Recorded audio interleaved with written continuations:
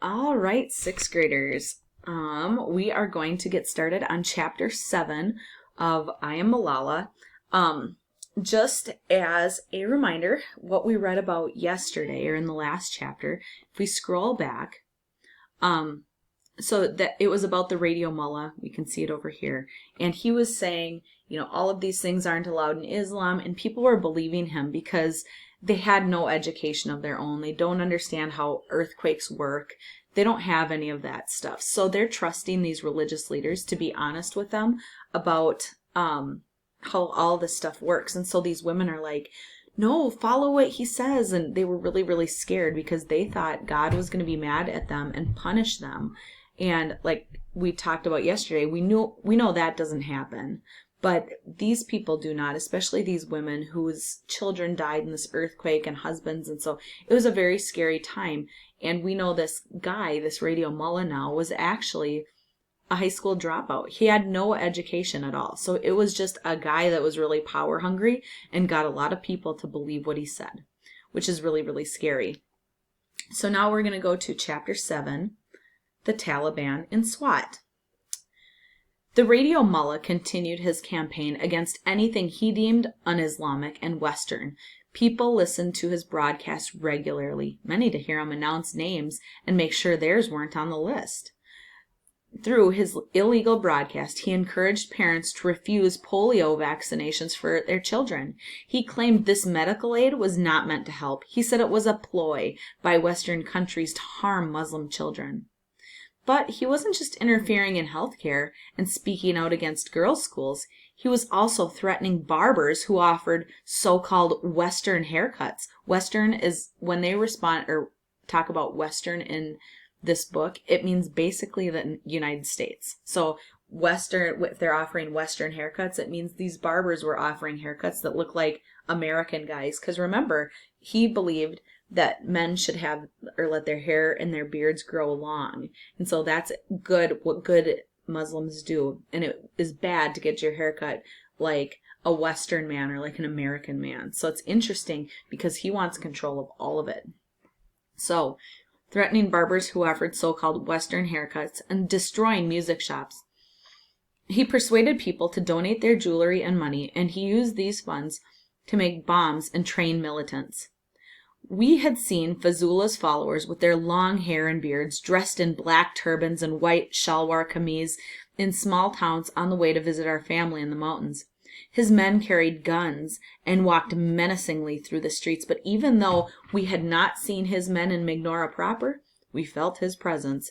It was as if he spoke from the heavens, casting a dark cloud of fear over our valley.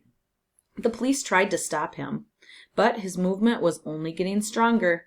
In May 2007, he signed a peace agreement with the government saying that he would stop his campaign against polio vaccinations and girls' education, as well as his attacks on government property, and the government would allow him to continue his broadcasts. In July, everything changed. Around the time of my 10th birthday, the Pakistani army led a siege of a women's madrasa in Islamabad, our nation's capital. A group of militants that had been taking an active stance against the government had now taken hostages and hidden inside the madrasa of La Masjid, or the Red Mosque.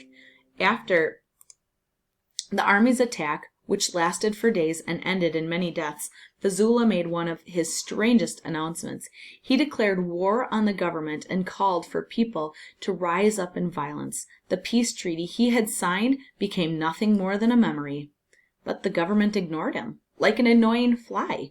And it ignored us too, the people in Swat who were under his thumb. We were angry with our government and angry that these terrorists, with these terrorists for trying to ruin our way of life. But my father said our family should do its best to ignore them as well. We must live a full life, if only in our hearts, he said. And so, as usual, our family dinner conversations were about things of the mind. Einstein and Newton, the poets and philosophers, and, as usual, my brothers and I fought over the remote, over who got the best grades, over anything and everything. Somehow I could ignore the Taliban, but I could not ignore these two annoying characters. Fighting with your brothers, I told my father, is also part of a full life. Soon, Fazula joined with the forces TTP, or the Pakistan Taliban, and announced that women were banned from public places. Okay, this is a little different than what we've read. So there are lots of rules about what women could and couldn't do leaving their homes. But now women are banned, not allowed, in any public place. The males in the family should enforce this order, he said, and keep tight control over their families or be punished themselves. So what his order is women do not leave the house. Women do not leave the house.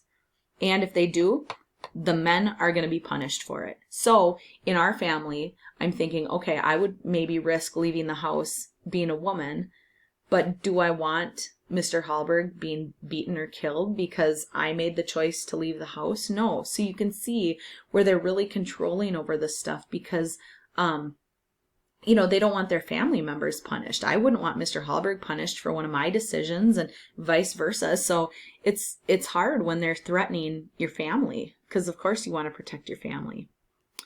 Within 6 months, streets became strangely absent of women because they were afraid to do their shopping. The DVD shops that sold Bollywood films and children's movies put down their shutters and went out of business.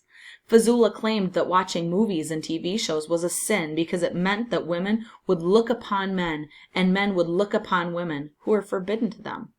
So what that means, it says Fazula claimed watching movies and TV was a sin because women would look upon men. That means that a woman might think some guy is cute or some guy might think a woman is cute, and that is forbidden.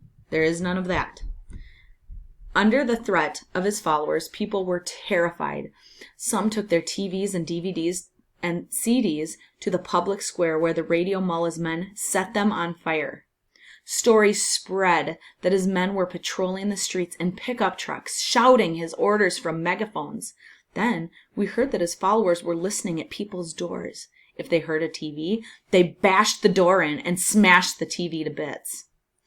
After school, my brothers and I cowered in front of our beloved TV, the volume turned down to a whisper. We adored our shows and didn't understand how wrestlers with funny names and a little boy with a magic pencil were so bad.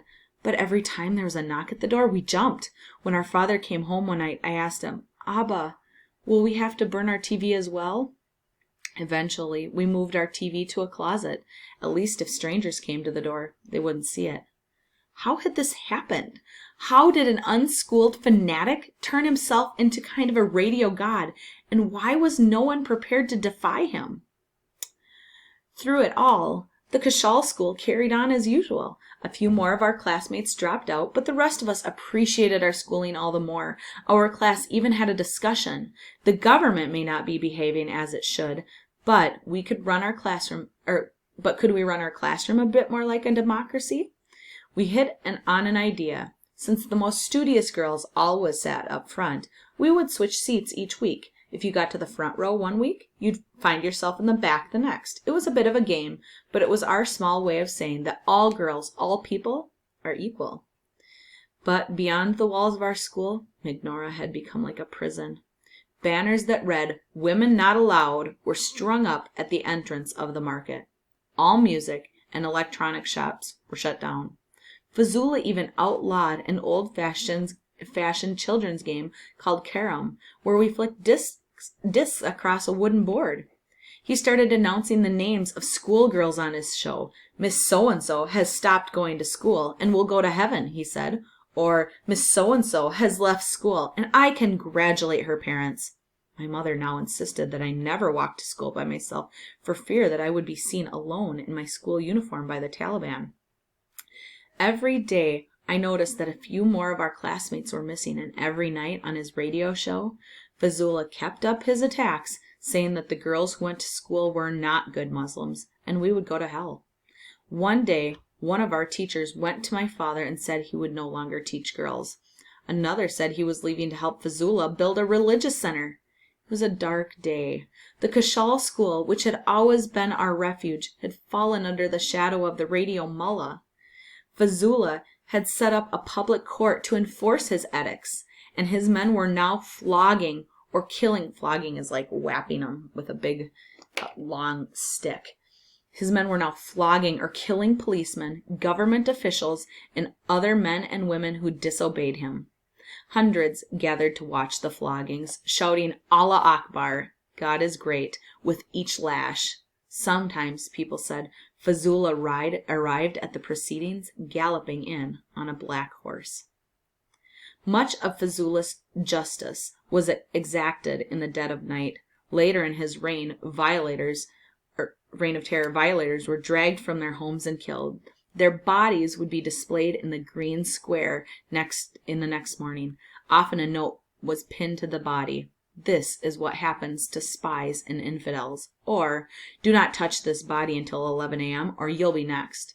Before long, people had a new name for the green square. They called it the Bloody Square. So guys, just imagine this for a second. Okay, I'm thinking of kind of a central place in Grantsburg, might be like Memory Lake. This would be like walking up to Memory Lake and seeing a dead body displayed somehow in Memory Lake with a note pinned to it that says, this is what happens to spies and infidels. Or, do not touch this body until 11 a.m. or you'll be next. Now, think of it as just a random dead body. Now think of it as somebody you know or a family member. And you have to know that their body is sitting there because they didn't do anything wrong and you can't do anything to remove it or they're going to kill you too. I just can't even imagine how traumatizing this would be for adults, let alone these kids that are walking to school and seeing this stuff every day. It's horribly scary. I shuddered to hear these stories. What was becoming of my city? What would become of us? God, I said when I went to bed, I know you're busy with many, many things around the world, but do you see what's happening here in Swat? One night I overheard my parents talking in hushed voices. You must do it, my mother said. To be afraid is no solution. I will not go without your blessing, my father said. God will protect you, she said, because you are speaking the truth. I stepped out of my hiding place and asked what was going on. My father said he was going to a meeting that night to speak out against the Taliban, and after he would travel to Islamabad to take the government to task for not protecting its citizens. My father, a simple principal, was taking on the two most powerful and dangerous forces in the country. My mother was standing by him. Most Pashtun women would cry and beg and cling to their husbands' sleeves, but most Pashtun men would ignore their wives. Few would even have consulted them in the first place. But my parents were not like other parents. My father is like a falcon, the one who dared to fly where others would not go, and my mother is the one with her feet firmly planted on the ground. For my part, I took the job of locking the house each night when my father was away. I went around the house once, twice, often 3 times, making sure all the doors and windows were locked. Sometimes my father came home quite late. Sometimes not at all. He took to sleeping at his friends' houses occasionally, just in case he was being followed. He was protecting us by staying away, but he could not protect us from worrying. Those nights I heard my mother praying until all hours. All right, my time is going to run out on this video, so I'm going to make a part 2 of chapter 7.